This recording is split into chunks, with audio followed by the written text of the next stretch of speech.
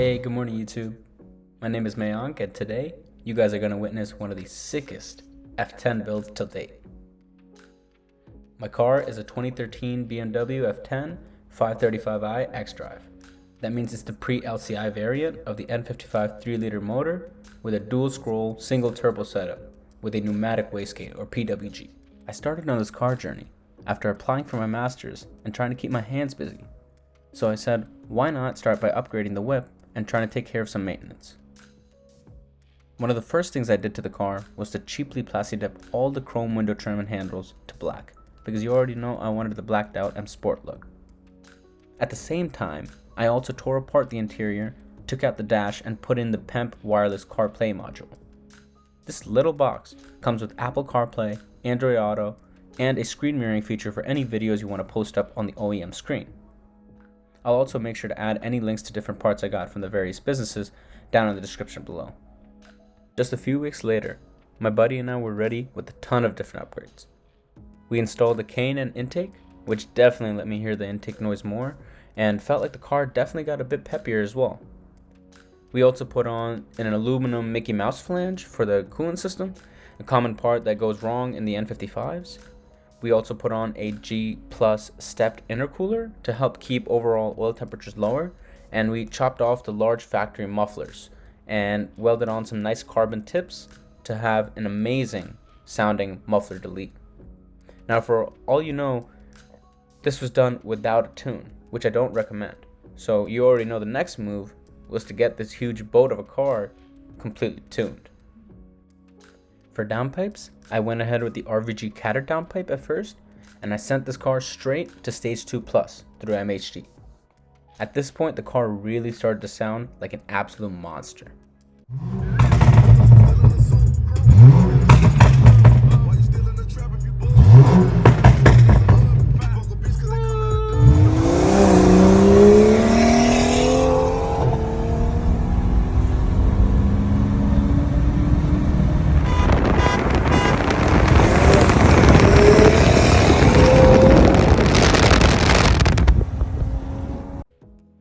This tune ran amazing for a year, but this car was at 115,000 plus miles, and with that comes a lot of problems with the maintenance.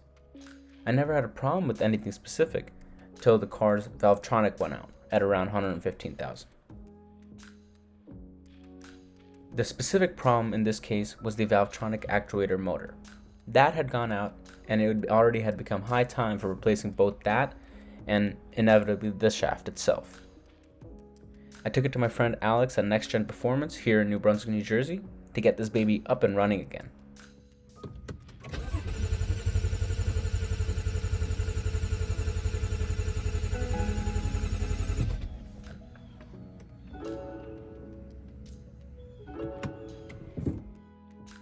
Other than the intake, muffler delete, intercooler, and the billet crank seal, the car was completely non-M Sport, totally stock other than those attachments.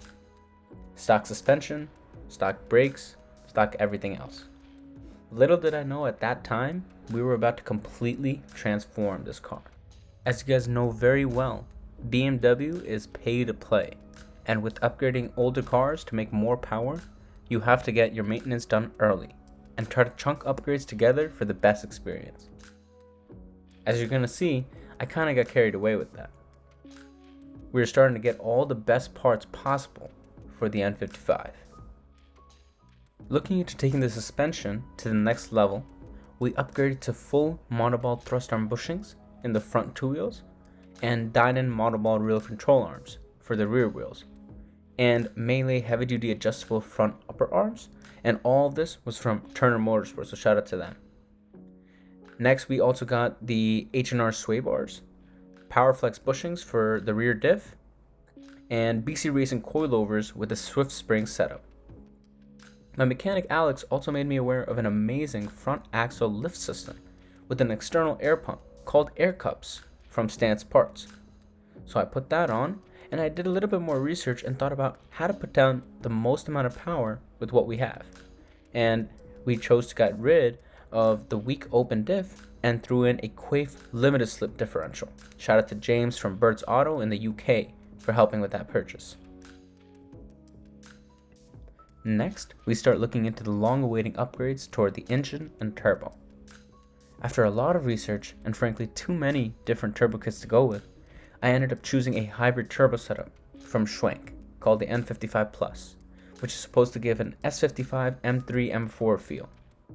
It came with its own widened inlet pipe, and because the physical turbo inlet is larger than stock, it requires its own fabricated piping. I also exchanged the plastic valve cover to an M18 billet aluminum valve cover for the N55, which requires an external PCV system for which we plugged the head ports and installed a Ross Performance oil catch can and PCV kit for the N55, which we slightly tweaked and made it our own. We then took the car really up a notch by getting the Evolution of Speed intake manifold, and we outfitted those with 6 individual 750cc injectors for running port injection. For properly controlling everything with the port injection setup, we employed a Motiv reflex box with a Motiv flex fuel sensor and low pressure fuel sensor to be able to run any blend of ethanol and have the tune auto-calculate for a seamless experience. The fuel pumps usually also require upgrades when you're going to hybrid turbo, especially when running high octane fuel, so we went with a very reputable Dodge Stage 2 high pressure fuel pump and Precision Raceworks Stage 2 low pressure fuel pump, or the Walbro 535.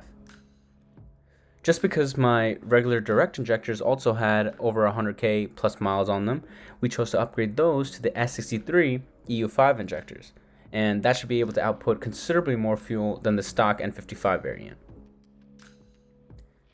So after doing all these upgrades, I really just wanted a front-mounted intake system for the N55. It's something I saw that the M5s had. And, I reached out to a really good friend, Dan, at Beamer House Performance, and he sent over a beautiful custom fabricated intake system that he makes and QCs himself. And this is supposed to further help bringing in cold air into the engine using a ram style setup while reducing some spool time for the turbo. Also, a big thing to get out of the way for a lot of N55s, especially the older PWGs, are the rod bearings, for which we went with the King's bearings. And here you can see the bearings after about 115,000 miles. Not bad at all. I felt this with my fingernail and nothing actually felt like it was a groove. It felt very smooth to touch. So honestly, that's a plus for the N55.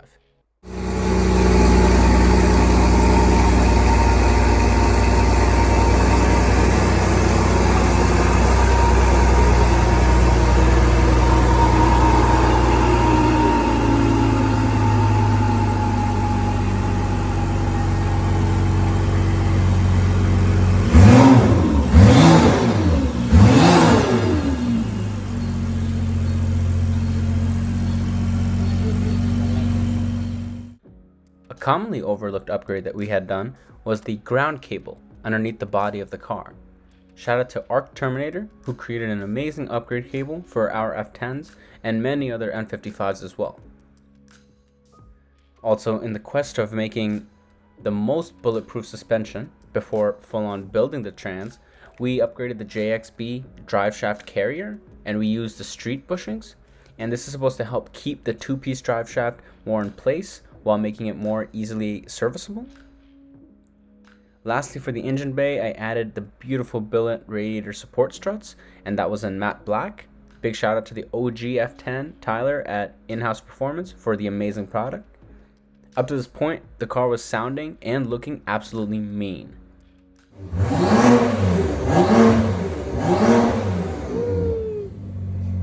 This feels healthy, bro. For the interior, we wanted to carbon out as much as we could.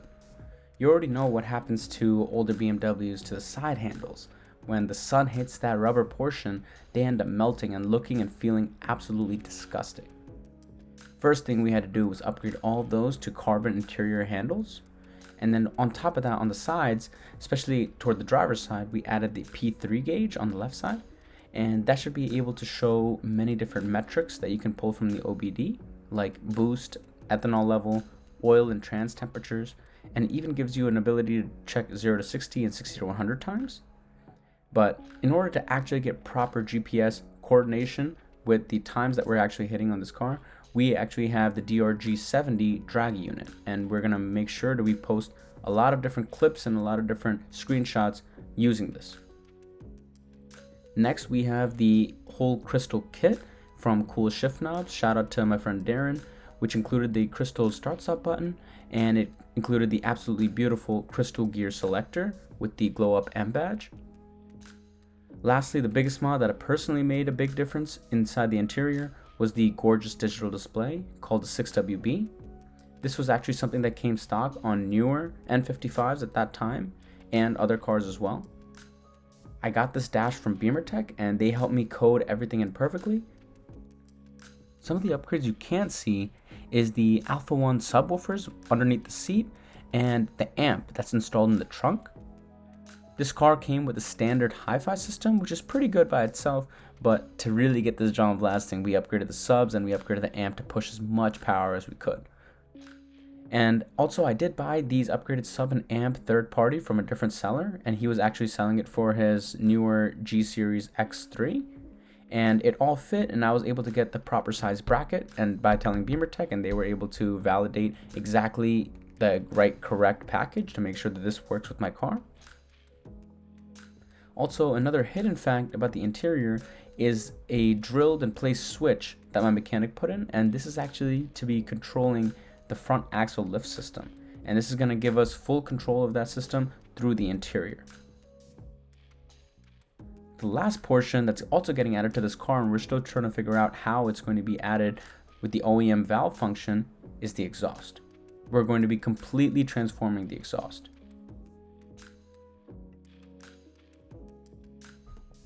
This is going to be a fully custom 3.5-inch exhaust, with all the piping and the resonator coming from Stainless Bros. We plan right now to have one side of the piping going straight out on one end, while the other goes through a curved pipe into a valved single muffler setup. The ends of each of these pipes will now also have dual tips, making this a full valved quad tip setup. Also, because we are going custom exhaust and we're going with an upgraded hybrid turbo, I think it's finally time to get rid of the catted exhaust and go fully catless, from RVG again of course, of which we also modified to be completely V-banded to the rest of the exhaust. I can't wait for you guys to see the next video where I can actually show you how the car looks, feels, and drives in real time. This first video is more just consolidating a lot of the work that I recorded and saw over the last 6 months. Now let's go to the last part of the whole build, but the first one that everyone else sees, the exterior. Now the biggest thing that anyone else sees in my car, and honestly has me the most excited, are the drastic exterior changes. You guys know we're coming from a non-M Sport variant, so now we got a full exterior revamp with M Sport bumpers and side skirts from Keys Motorsports, and we got a full carbon styled aero kit from 9 to Autoshop, and that includes the front splitter, rear diffuser, and side skirt extensions. And you know, I'll make sure to add all the different links in my description below, so make sure to check those out. Next thing is we wanted to kind of get rid of all the chrome. Some of the chrome that I had plasti dipped, it started coming off and it kind of started to look ugly. And you know, we want to make this look, at least at that point it was OEM plus, and now we kind of got carried away. But we went with the OEM Shadowline package, you know, just to get rid of all that plasti dipped window trim, and we just put the straight up gloss one, gloss black, with the gloss black side panels, D-pillars I believe. And also the pre-LCI variant comes with the Xenon headlights. I think that was an upgraded package. That's what my headlights came with, which were very good, but turns out there's another company called BAV Group, and they design retrofits for retrofitting it with LEDs, retrofitting it with different carbon pieces within the headlight assembly itself. And I reached out to Inspire Lights in PA, and they were actually able to convert my headlights. I had that shipped over to them, and they converted to full LEDs. I actually added a little custom half X red accent because I have a lot of friends who have the M340s who have a very nice headlight design. I kind of wanted to replicate something similar to that, but I wanted that one singular portion to be able to turn red. And also, all the lights themselves, all the bulbs are turned to Demon projector lights. Those are quad projector lights, and they can be changed completely through the app on the phone. As you can also see, we completely changed the stock brakes that really looked ugly, and I had them painted red before with a little fake M badge, but we just needed to do the car justice after everything else we just did to it. So we reached out to VYS Garage on Facebook, and he actually helped source and helped us with the retrofit for the G30 Sport brakes, and that was coming from a 540 M Sport, and this would be the M Sport brake conversion. And we also went to fully stainless steel lines and EBC yellow pads. So hopefully that should not be producing too much brake dust. I heard they potentially might squeal, but biggest thing I told my mechanic is, hey, I want more braking performance. And we did change the wheels too, and that is a big thing that plays into a part of that as well. But just my brake package, I want it completely decked out, as it should be. So we went decked out. And last thing, icing on the cake, I was watching the Street Alpha podcast, and I learned about the Underglow entire culture, and I learned about Low Glow, and I was honestly, it's something that I've always wanted to work with, but I wanted it to work well, and I heard so many horror stories of it not working well, that when I came across this, it was like I needed to reach out to Jordan, the way he was talking about, and it's just gonna take the F10 build to a crazy new level exteriorly, because we have the Insta360 videos. We're about to be taking tons of rollers, tons of light videos. It's gonna be crazy. These upgrades took a span of almost 6 to 7 months, and just because of improper planning on my part. A tip would be to coordinate with your mechanic, and make sure to get all the parts, especially if you're gonna go overboard and you're gonna go custom. It's gonna take time for custom parts to come, and you also have to figure out if you have to turn in your own core to get those parts customized, because then that means your car is out of the shop. And mechanics also have their own business, and they need to figure out all their time. So it's something that you should take into account, and don't take it lightly. Plan for these things. This F10 has been an absolute dream to build. Little did I know that there was so much for me to learn in the BMW space, and so many more ways to go faster, but potentially break my car as well.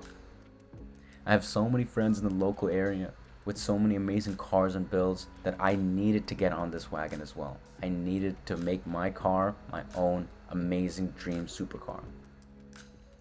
And with all this, I have so many different ideas for content. I'm so excited to bring you guys along for the ride, because trust me, we're not even breaking the surface yet. Make sure you guys look down in the description box below. I consolidated all and linked all the parts that I installed in my car, whatever I can.